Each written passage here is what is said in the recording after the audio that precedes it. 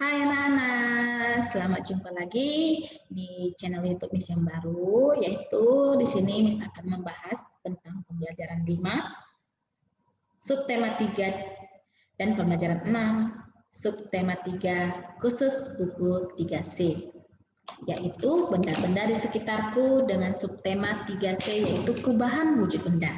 Di sini di pembelajaran 5 kita akan membahas tentang perubahan wujud dari benda padat menjadi benda gas dan benda gas menjadi benda padat yang disebut dengan menyublim.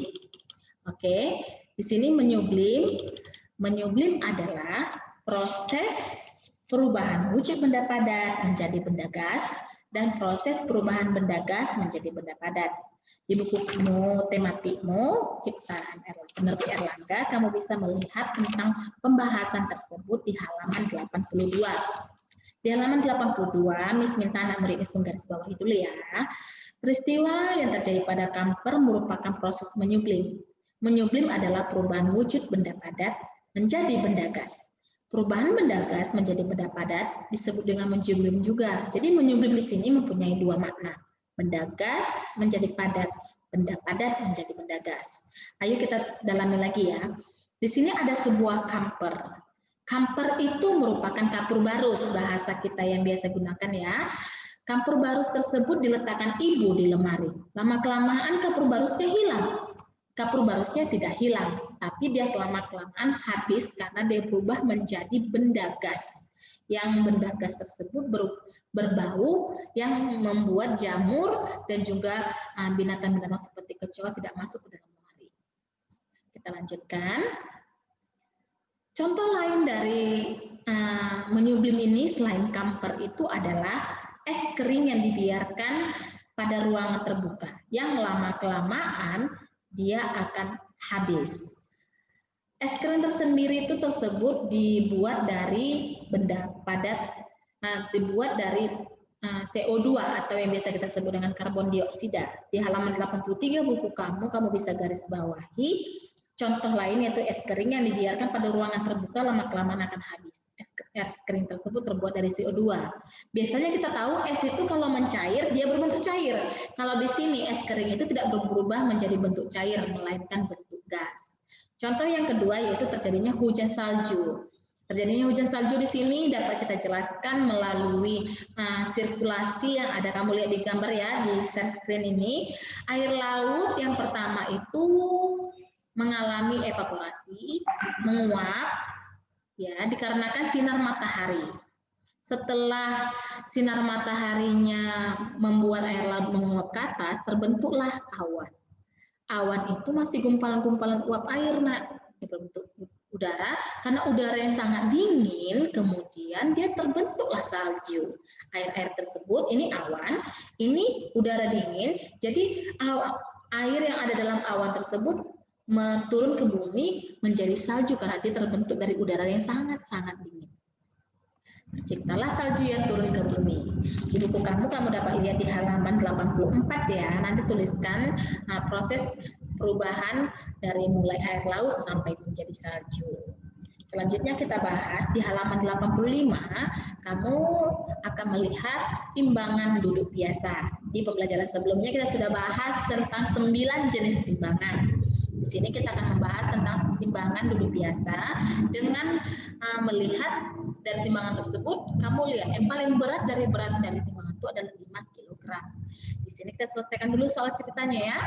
Untuk membuat seloyang kue bolu, ibu memerlukan 350 gram mentega. Beberapa berat mentega tersebut dibuat dari berat mentega tersebut dibuat 5 loyang mentega. Jadi satu loyang kue bolu itu butuh 350 gram mentega. Jadi kalau 5 loyang bagaimana? Kita akan membuatnya dalam perkalian. Jadi dapat melakukan penyelesaian 5 dikali 350 gram menjadi 1750 gram. Di mana 1750 gram itu dirubah menjadi kilogram dan gram menjadi 1 kilogram 750 gram. Karena 1 kilogram sama dengan 1000 gram. Kita lanjutkan lagi. Dalam pembuatan kue bisa diadakan kerjasama bersama ibu dan anak. Itu dilakukan di rumah. Sekarang kita akan membahas Kerja kelompok yang dilakukan di sekolah, di mana juga membutuhkan kerjasama dan diskusi. Sekarang buka buku kamu halaman 86, Miss minta kamu menggarisbawahi kata-kata yang Miss bacakan. Membantu orang tua merupakan salah satu tugas anak di rumah. Namun, tugas utama anak di rumah adalah belajar. Di sekolah, Tony juga memiliki peran sebagai seorang siswa. Ini Tony yang rambutnya keriting ya. Dia seorang siswa yang membentuk sebuah kelompok. Tugas siswa di sekolah adalah belajar, menaati peraturan sekolah, dan menyelesaikan tugas yang diberikan oleh guru. Tugas Tony sekolah itu selain sebagai siswa, dia sebagai ketua kelompok dalam kelompok diskusinya. Dia bertugas sebagai ketua kelompok dan dianggotai oleh 4 orang teman lainnya.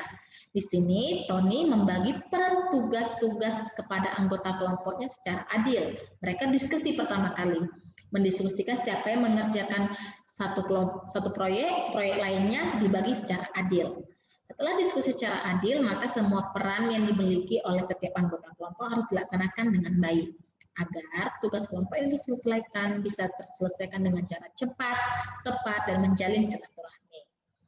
Setelah itu, kita akan membahas halaman 87, namun jawabannya akan dikirimkan melalui WA group masing-masing ya, anak. Lanjut, kita akan membahas pembelajaran 6. Di pembelajaran 6 ini, kamu akan merangkum perubahan-perubahan wujud yang terjadi dari pembelajaran 1 sampai pembelajaran 5, di mana kamu sudah mempelajari 5 perubahan wujud benda, yaitu membeku, mencair, menguap, mengembun, dan menyublim. Kita bahas satu persatu ya. Membeku. Membeku adalah perubahan benda cair menjadi benda padat. Contohnya air yang dimasukkan dalam kantong plastik, kemudian diikat, dimasukkan ke dalam freezer di kulkas, lama-kelamaan air tersebut akan berubah menjadi es batu yang kita sebut dengan benda padat. Contoh yang kedua adalah mencair. Mencair adalah proses dari benda padat menjadi benda cair. Jadi membeku dan mencair ini berlawanan ya. Mencair itu contohnya es batu yang sudah kamu ambil dari freezer tadi, kamu biarkan lagi di ruangan terbuka, maka ia akan kembali menjadi cair. Yang ketiga, menguap. Menguap di sini adalah perubahan dari benda cair menjadi benda gas.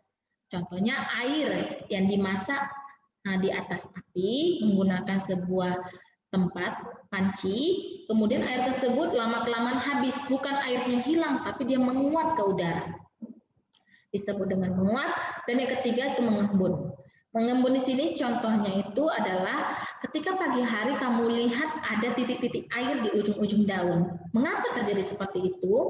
Itu dikarenakan udara yang sangat dingin, lama-kelamaan dia mengalami perubahan menjadi benda gas, benda cair. Jadi mengembun sendiri adalah perubahan dari benda gas menjadi benda cair. Itu juga kamu bisa temukan ketika kamu minum es. Air dingin yang kamu masukkan es, dia di pinggiran gelasnya akan terjadi percikan butiran-butiran air. Dikarenakan dengan suhu dingin yang terdapat dalam gelas bisa membuat dia mengembun menjadi butiran-butiran air.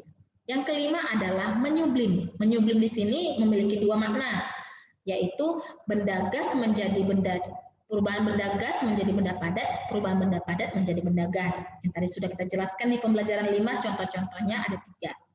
Setelah itu, dari semua perubahan tersebut, kamu akan membuat booklet. Booklet di sini adalah kumpulan-kumpulan penjelasan dan gambar yang akan kamu jadikan tugas proyek kamu dan akan dikumpulkan sampai besok ya.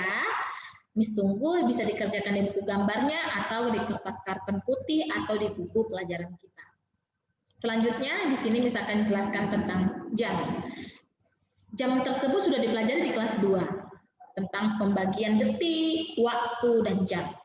Di sini kita akan belajar ada 2 jenis jam, yaitu jam analog dan jam digital. Contohnya ini jam tangan Miss. Jam tangan Miss di sini itu menunjukkan jam analog, jam digital. Sedangkan contoh yang ada dalam share screen yang Miss berikan itu contoh jam analog. Jam analog itu punya jarum.